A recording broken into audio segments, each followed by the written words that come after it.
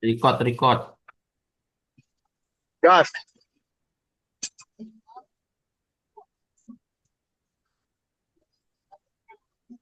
Berapa kali, Cuk? Udah, Wen. udah nih mulai. Hah? Gas. Gas, Assalamualaikum. gas. Assalamualaikum warahmatullahi wabarakatuh. Waalaikumsalam warahmatullahi Assalamualaikum wabarakatuh. warahmatullahi wabarakatuh. Baiklah, di sini saya Fikrian Reza Putra dan rekan-rekan saya Haris Hizbullah dan saudara Hilmi Zaki Hamdillah. Di sini kami akan mempresentasikan proyek UAS kami yaitu yang berjudulkan klasifikasi jenis sampah arsitektur mobilnet V2.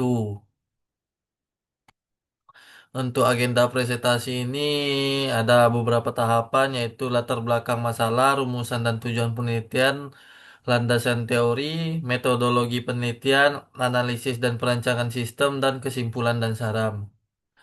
Baik, untuk latar belakang di sini untuk masalah sampah, volume sampah harian meningkat dan pengelolaan sering tidak efektif, menyebabkan penumpukan di TPA. Untuk kendala utama, rendahnya kesadaran dan disiplin pemilihan sampah, yaitu organik, anorganik, dan B3, yang dapat menghambat daur ulang. Untuk solusi teknologi, pemanfaatan computer vision dan deep learning untuk pemilihan otomatis guna meminimalisir human error. Dan mengapa pemilihan mobil Net V2 model yaitu model konvensional yaitu VGG16 atau ResNet terlalu berat untuk perangkat terbatas. Mobil VET mobil Net V2 dipilih ringan, efisien dan memiliki latensi rendah atau cepat. Untuk rumusan dan tujuan penelitian ada dibagi menjadi dua.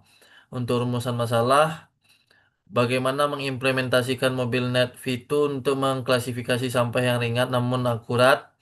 Yang kedua, bagaimana performa kecepatan atau latensi model pada perangkat sumber daya terbatas. Untuk tujuan penelitian, membangun sistem klasifikasi sampah optimal menggunakan mobil net V2.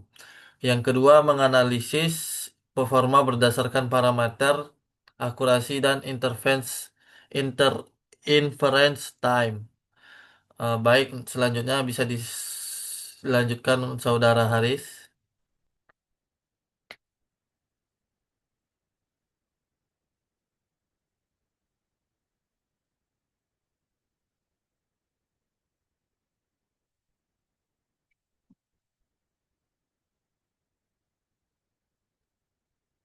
Udah, Bek. Batas masalah dataset menggunakan data publik seperti Trustnet.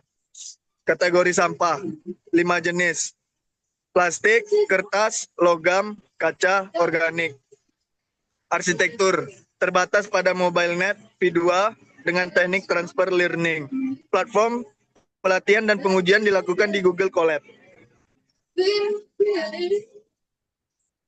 Metodologi penelitian, pengumpulan data, mengunduh dataset dari Kaggle, pemprosesan, resizing 244 kali 224, 224 kali 224, normalisasi dan augmentasi, pelatihan model, menggunakan transfer learning, bobot ImageNet di Google Colab, evaluasi, mengukur akurasi loss dan confusion matrix. Dataset dan tools. Dataset, sumber data, Trustnet via Kaggle, plus data tambahan. Jumlah data 2.500 citra, 2.000 training, banding 500 validation.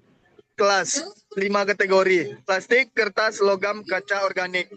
Tools, Python, TensorFlow, Keras, Google, Colab. Perancangan sistem, implementasi, arsitektur,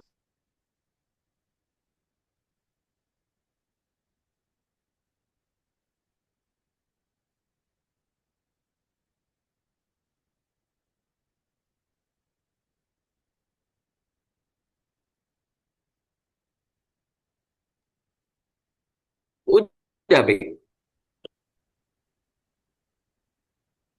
Lanjut, Riz. Oke. Baiklah, selanjutnya perancangan sistem implementasi. Yang pertama yakni arsitektur Mobile VNet V2 dengan bobot pre-trained ImageNet. Selanjutnya teknik freezing layer awal untuk mempertahankan fitur dasar. Yang ketiga yakni modifikasi akhir. Yang pertama Google Global Average Polling Droplet layer 0,3 untuk mencegah overfitting. Output layer yakni density layer dengan aktivitas softmax untuk 5 kategori. Selanjutnya optimizer Adam optimizer dengan learning rate dinamis. Selanjutnya desain penelitian.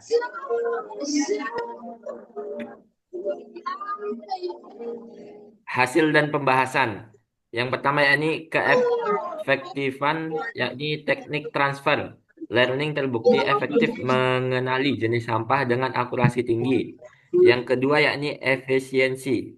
Model memiliki waktu pelatihan yang cepat dan pengguna sumber daya rendah. Yang ketiga yakni generasi augmentasi data berhasil meminimalkan overfitting sehingga model mampu mengenali data baru dengan baik. Untuk kesimpulan yang pertama yakni akurasi tinggi. Pengguna Mobilet V2 dengan transfer learning sukses mengklasifikasikan 5 jenis sampah secara akurat. Yang kedua yakni efisiensi. Model terbukti ringan dan hemat komputasi, cocok untuk lingkungan terbatas seperti Google Colab atau perangkat mobile. Yang ketiga yakni potensi penerapan. Keseimbangan antara kecepatan dan akurasi membuat sistem ini ideal untuk aplikasi real-time atau smart bin.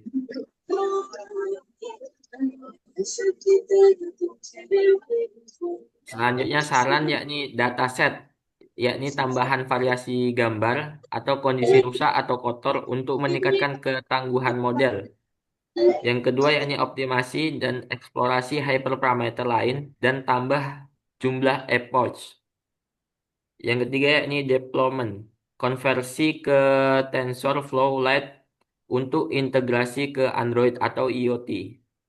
Kategori yakni menambahkan jenis sampah seperti limbah B3 atau medis.